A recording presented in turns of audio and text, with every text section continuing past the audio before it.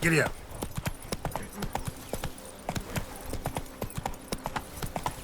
Hey there.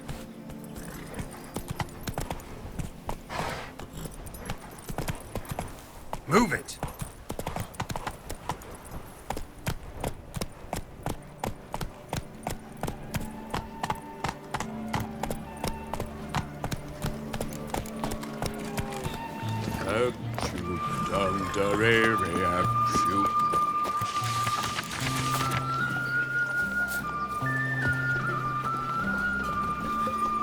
Of Toussaint harbor innumerable fascinating secrets. Leave me in peace, meadows Witcher. And untouched woodlands are home to one of the most dangerous species of both male and female Beauclair centipedes are formidable predators. The bees prefer to hunt in packs, yet the author of this extraordinary work was able to capture a lone specimen preparing to attack.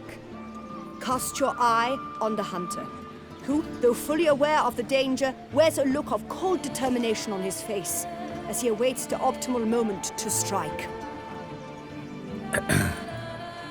Ah, Geralt, you're here. Wonderful. Come, please. I'm delighted to see you. I've a small gift for you, and I shan't let you refuse.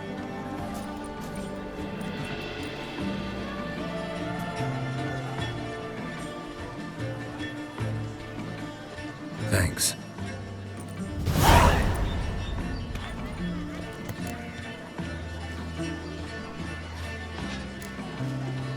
Good crowd. You got a lot of friends. All of them seem to be fawning over your paintings, too. Oh, when you have as much coin as I do, friends buzz around like flies on fresh meat.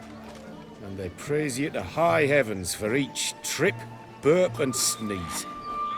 Not all are lying sycophants, that's not what I mean. Just most, unfortunately. Why bother? Why even invite them around? I'm a man of enterprise. I must put my trade before any personal hatreds or sympathies. Besides... Besides? At times, I'll exhibit a completely failed painting just to listen to them twist their tongues into knots, trying to find just the right superlatives to lather on smeared rubbish. Naturally, the more intent someone is to get into my good graces, the louder they praise my masterpiece. It's devilish fun, I tell you. Talked to your guards back at the camp. Told me about Clarissa.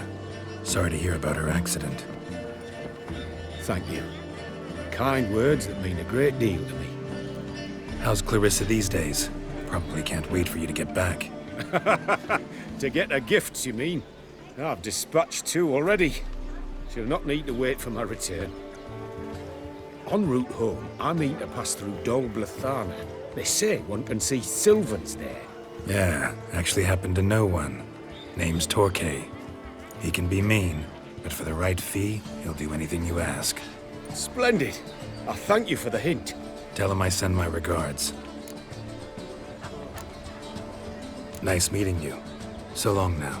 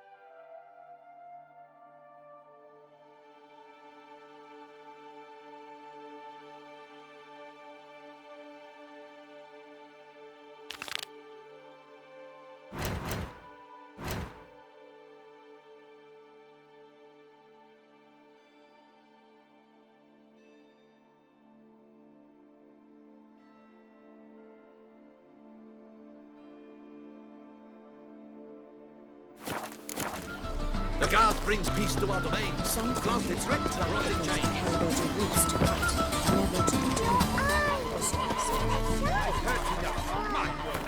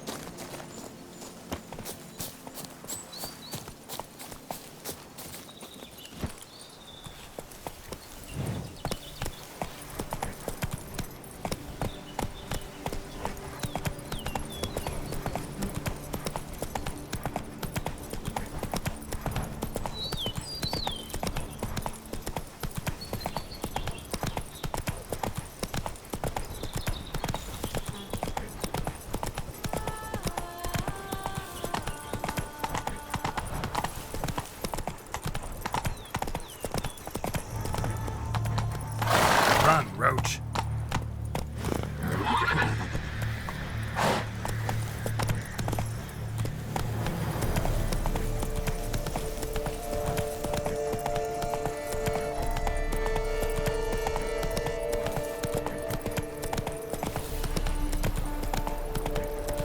Come on now.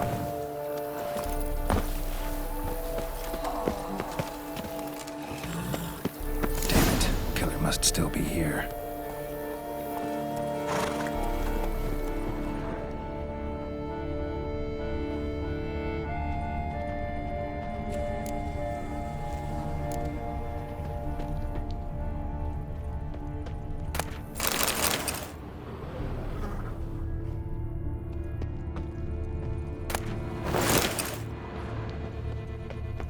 Throat torn open by man-like jaws. Man-like, except for long fangs. Busted ribs, blood from the ears. Took a solid hit. Massacred by a vampire. Not an Ekimara, though. Or a Fletter. Bruxa. Gotta be.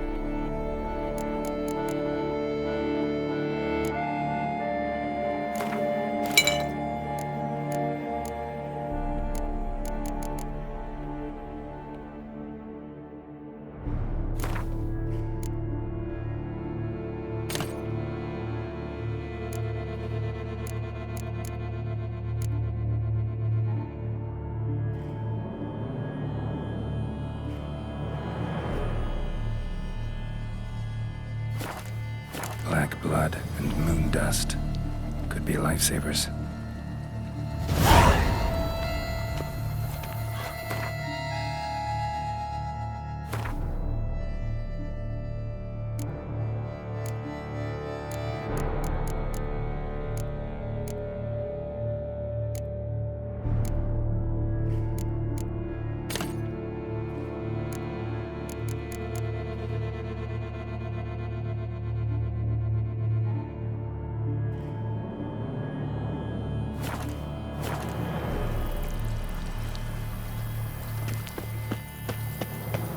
Cellar.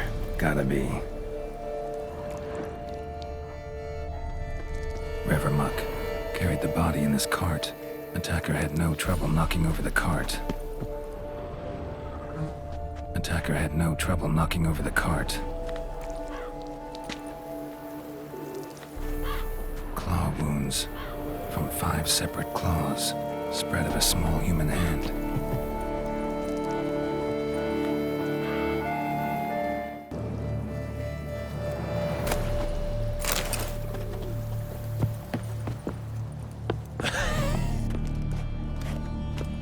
Footprints. Small, bare feet lead deeper into the cellar. Fell down the stairs, broke his neck.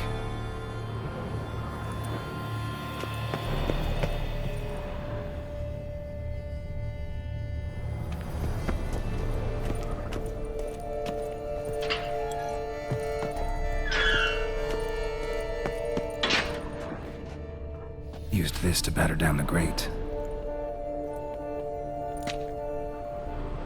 Used this to batter down the grate.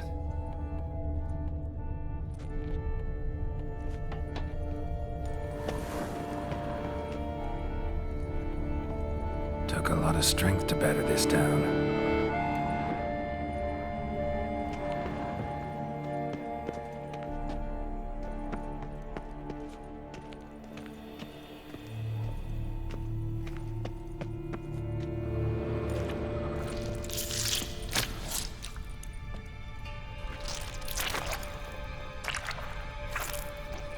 You.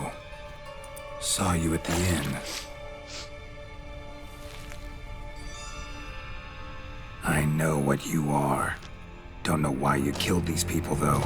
Clearly wasn't for their blood.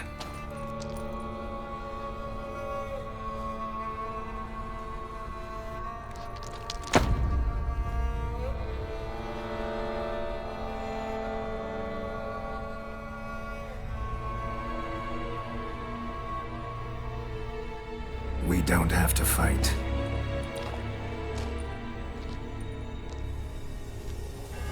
You are wrong.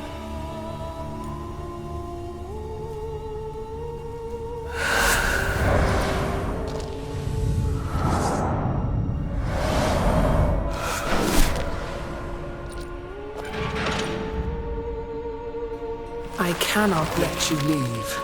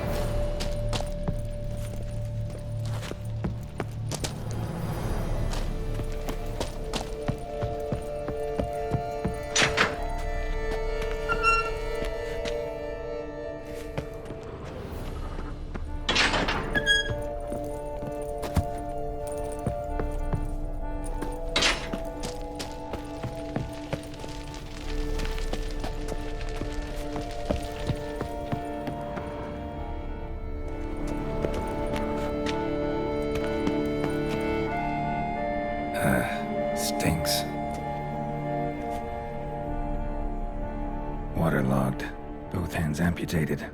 Body was quartered just as I thought. Laid in water for some time. Head swollen, and something took a few bites out of it. Something in the throat. A pouch, bulging with coins. Nilfgaardian florins, from several different provinces. If the murderer did this, means we're dealing with a sentient thinking beast.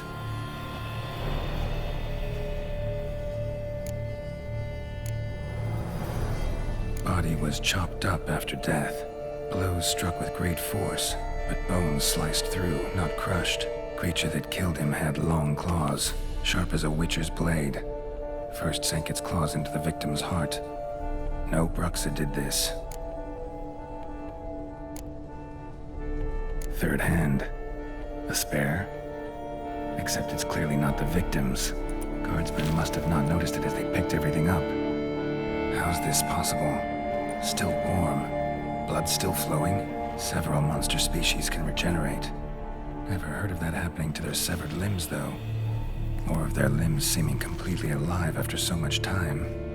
Examine the tissue more closely later. Might learn something.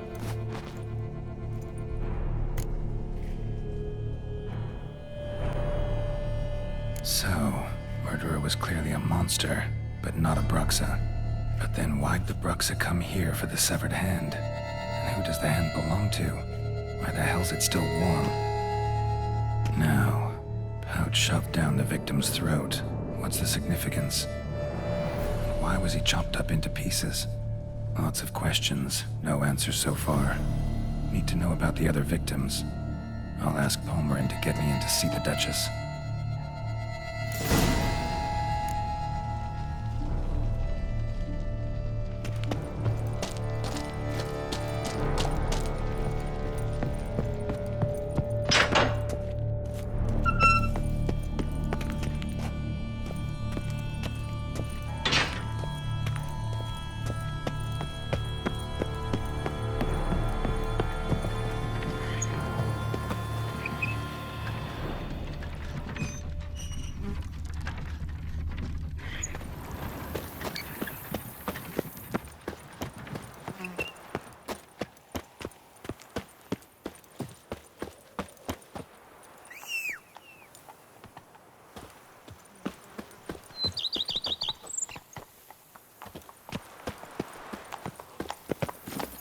Come on.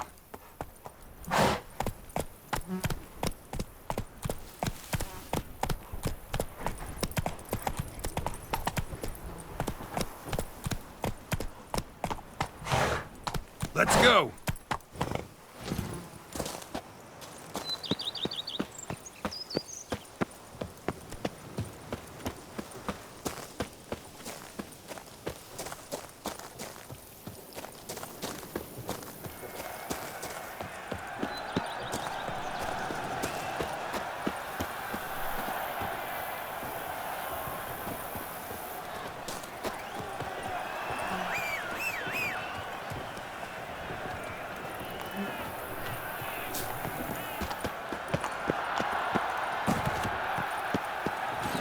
That's it, Roach.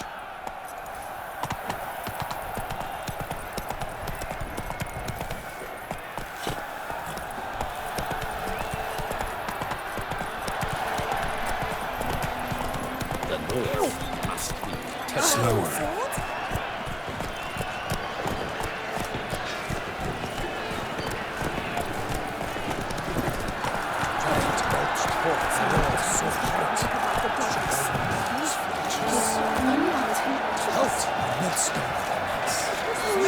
Need to speak to the Duchess, urgently. All right, you scamps. Story's done. Go find your pens. But the Palmerin, what about the story of Riddick and the dragon? A tale's for another time.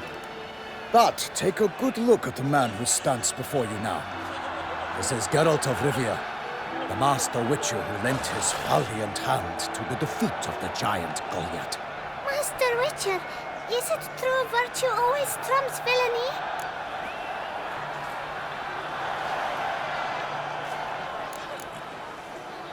Not always. Could go either way. Sometimes virtue wins, sometimes villainy gets the upper hand. Still worth being good. But why? If it doesn't mean you'll win. Palmerin's story. Think back. A decent man attracts other good folk, makes friends he can count on. A rogue? Well, he can only count on other rogues. And who would you rather have for a friend? A man of virtue? I must agree. Now, that will do for questions. Go find your parents. Her Enlightened Highness has doubtless arrived at the tourney grounds to watch the battle in the arena. If we hurry, we'll be in time to speak with her before the spectacle begins. Lead the way.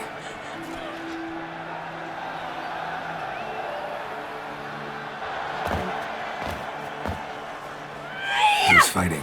Nilfgaardian gladiators? Close, but not quite. As you will soon see.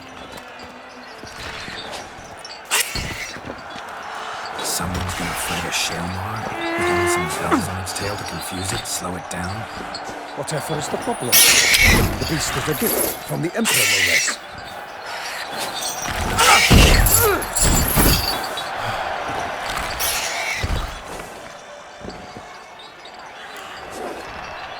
Shouldn't torment the beast. How would you like to be dumped in an arena, blindfolded with a string of bells dangling from your arms? Pity a monster. You, a witcher? I slay monsters who are a threat to humans. You're out to humiliate one to entertain a crowd. No knight will gain any glory from this.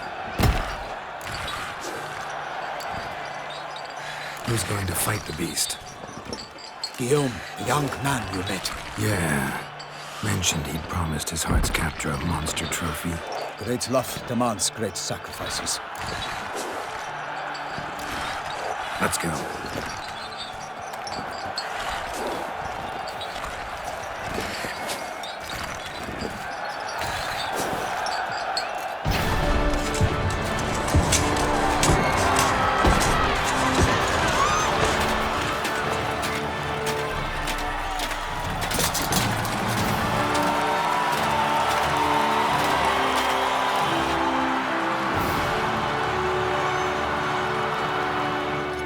I dedicate my imminent victory to fair Lady Vivian.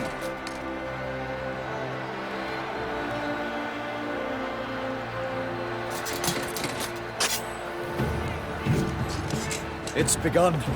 The fight shall have to end first. We must wait.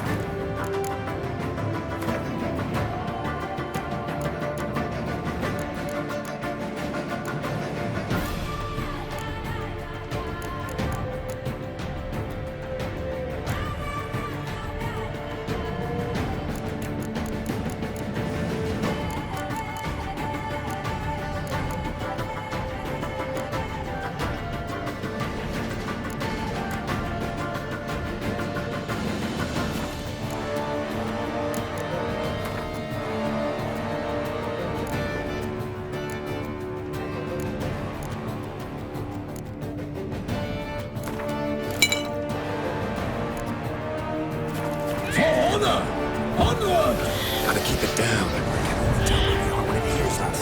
Alas, for Nightling, the beast is now dead, let loose the roar and knocked him to earth. Then down came the Witcher in one mighty bound to give fight to the beast, its plans confound. Out, out, brief flame, and thus the Witcher's life was snuffed. All our hopes, alas, had turned to dust.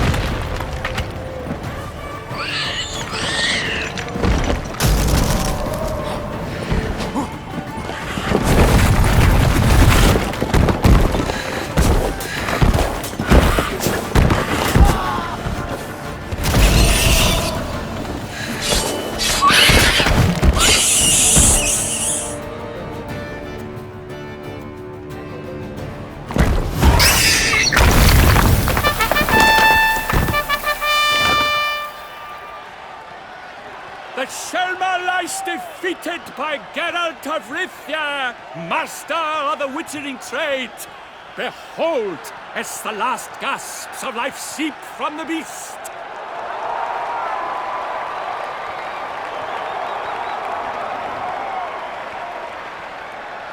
Master Geralt, do what you must. Finish the deed!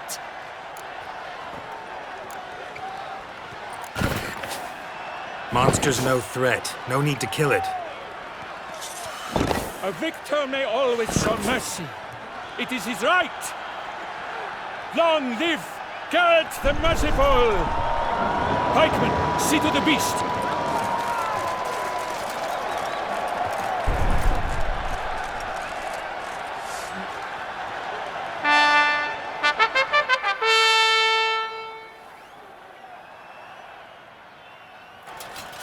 Forgive me. I am not as nimble as in my younger years. You fought bravely. Thanks for your help.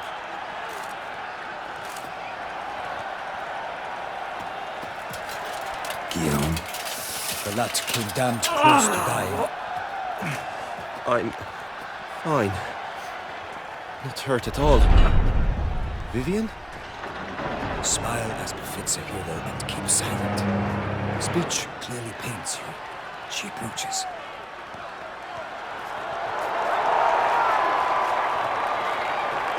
Geralt, we must talk. Vivian. You shall talk later, in the medic's tent. Geralt, magnificent, breathtaking. Your Grace. We knew that to summon you was a brilliant idea. We are delighted, ravished to have struck upon it. And I'm truly, honored. See to our young hero. Hop, hop. For we must make off with Geralt. We should talk. We had been long awaiting your arrival. Had nearly lost hope. Then suddenly, that entrance, so spectacular.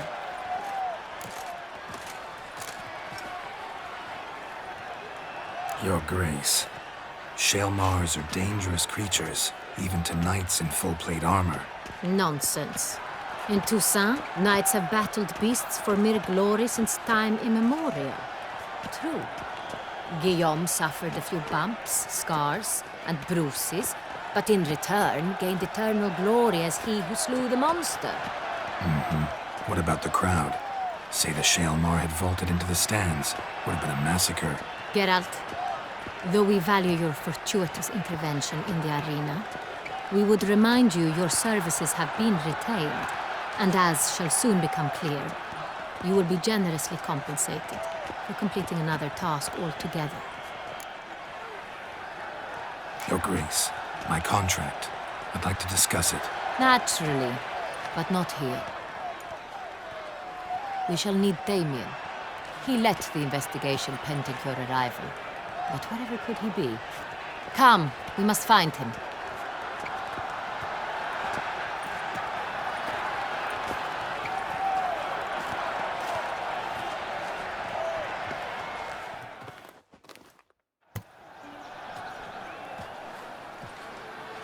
Tell us, have you come alone? Or did Viscount Julian accompany you? Wish to see Dandelion, Your Grace? Yes. I mean, no. Yes. But solely to tell him we regret. Yes, deeply regret rescinding the death sentence we so justly handed down upon him. If we could turn back time, we would make certain he sat in a tower till he rotted. No, we would ensure he was broken on the wheel, then drawn, hanged, and quartered.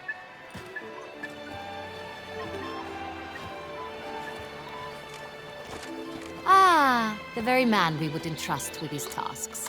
Damien de la Tour, captain of my personal guard. Your Grace, Witcher. Greetings. Sorry to have to tell you, but the guardsman handling the last victim's body... I know already. The creature in the cellar of Corvo Bianco. Was it the beast? No. A bruxa, a kind of vampire. Not the beast, but tied to it in some way. You know this how? Through careful analysis of the evidence, both on the riverbank and at Corvo Bianco. Do you mean to insinuate the investigation thus far has been sloppy? Geralt insinuates nothing of the sort. We must listen to him attentively.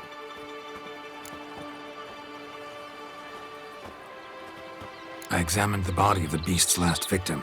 Might have found something. Need to analyze it. A quiet place, that's what I could use most right now. And maybe the help of an alchemist or a mage. Also like to hear all you know about the previous victims. Take it Sir de la Tour is my man for that. Firstly, call me Damien, please. Secondly, you should know I spoke against summoning you here. I've heard much about you. You bring trouble, or thus far have, always. And we've enough trouble as it is. Yet we are capable of defeating the beast on our own, without an outsider's help. I've no doubt about it. Damien, we settled the matter of the Witcher's employ some time past. Definitively. Since you have broached it nonetheless, let us discuss Geralt's pay. Are the legends true? Do Witchers usually demand that which you find at home, yet did not expect? Not quite, Your Grace. Law of surprise, it's something we invoke at times, but rarely. Usually we just take gold. Disappointing. This law sounds rather romantic.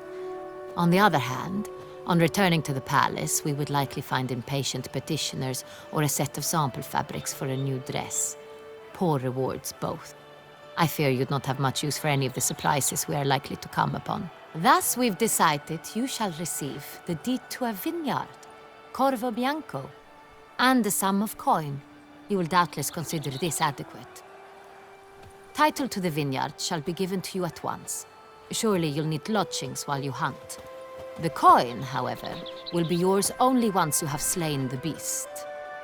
Lovely, generous gesture, Your Grace. But Corvo Bianco, isn't it the Duchy's temporary morgue? Is it now? The Chancellery's bungled things again, we fear. Not to be left unsupervised for one instant. Yet, in its mood, a morgue should present minimal problems to a Witcher. What's more, nothing enhances a wine's reputation better than a grim legend. Thank you, Your Grace. I accept the contract, of course. But as I said before, I'll need some information.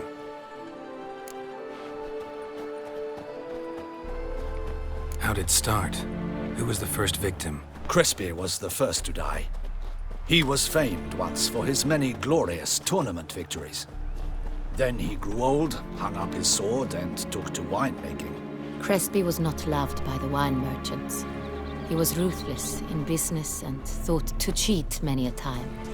He asked us for a dispensation from all court ceremonies. We did not grant it. We could not. Once you've taken the oath of a knight, you remain a knight till death. How'd he die? Where'd they find the body? Quite unusual, the circumstance. He was at a feast when suddenly one of his fellow feastgoers noticed he was missing. The town watch found him an hour later. On his hands and knees, propped against the town pillory, his sword hanging from his neck. He had died of wounds inflicted with claws, not a weapon. Blows of great force. So he died suddenly, but the body was on its knees, meaning someone posed it. So it seems.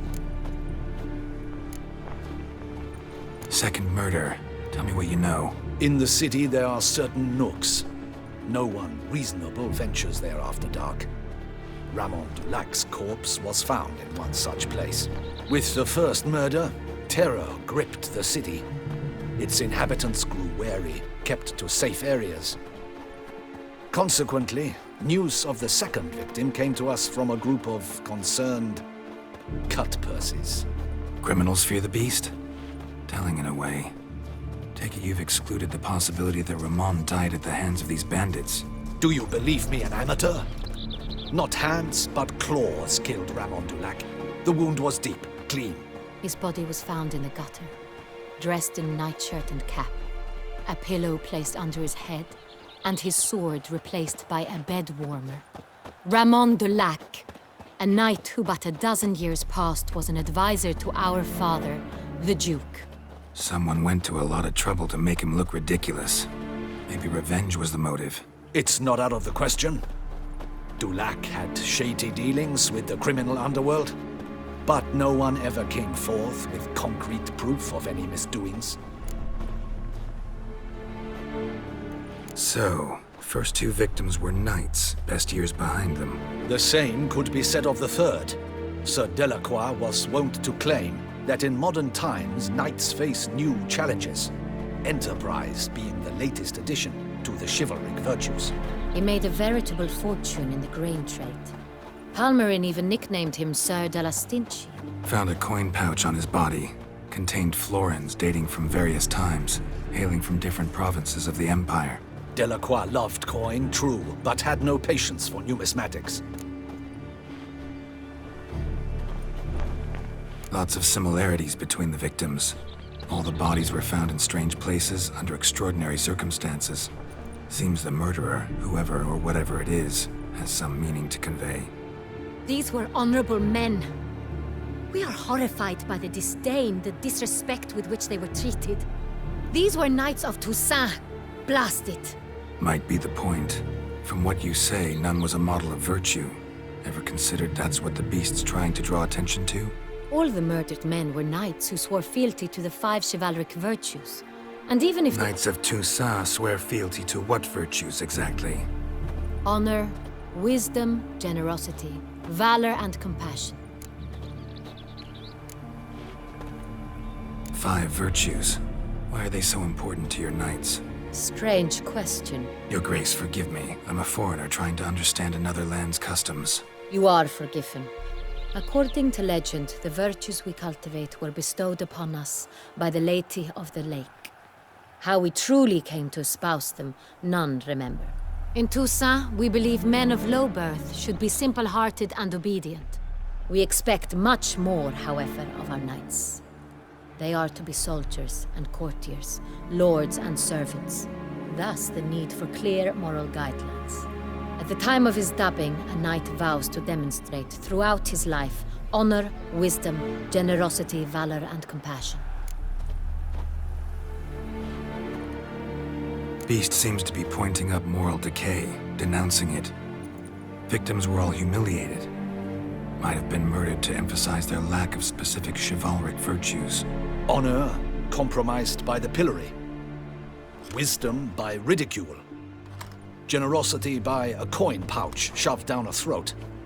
It seems to fit, true, though not perfectly. Can't discount the theory if it's on the lips of everyone in town. Say our reasoning's right. Next murder will be just as showy and denounce the victim's lack of the fourth virtue, valor. We can also assume that victim will be an elder knight. Let's think. At the moment, all the knights are either at the tourney grounds or in the palace gardens. Our annual hare hunt shall begin there shortly. Have you heard of the custom? Milton mentioned something. Seemed excited to prance around in a bunny costume. Not sure why. Hang on. Strange circumstances. A knight advanced in years. The famed cowardice of rabbits. Could it be that simple? Is Milton de Peyrac-Peyren the next victim? Milton also knew Delacroix. Told me so down by the river. Damien! To me, something so obvious. De Peyrac-Peyren, Crespi, Delacroix, and Delac formed a knightly team. It was years ago, but... They were a team? They were close friends, tightly knit, and as such, earned the trust of our father, the Duke. We often witnessed him turn to them with delicate matters. Later, their paths diverged. Unlikely to be a coincidence. Beast must know it too. It's a lead, I'm sure. Your Grace, we need to find Milton, immediately. Rather problematic. You see, the garden entertainments are due to start, and he's disguised as the hare, hiding somewhere, waiting for some tipsy courtiers to find him. The hare's hiding place is a carefully guarded secret. We must call off the game, at once. First and foremost, we must remain calm. Damien, order the garden searched immediately, but discreetly. By no means can we disrupt the festivities. Panic will only incite the beast to strike sooner. And you, Witcher, follow me. My gardens, my night, I shall take the fall. A murder is out of the question. I will not allow it. Not near my palace. Horses? Ready our horses!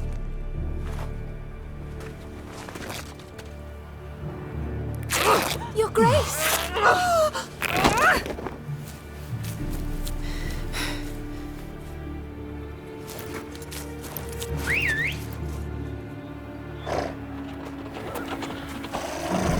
What the hell? Why, I said... Your Highness, Mind it doesn't get wrinkled. Onward!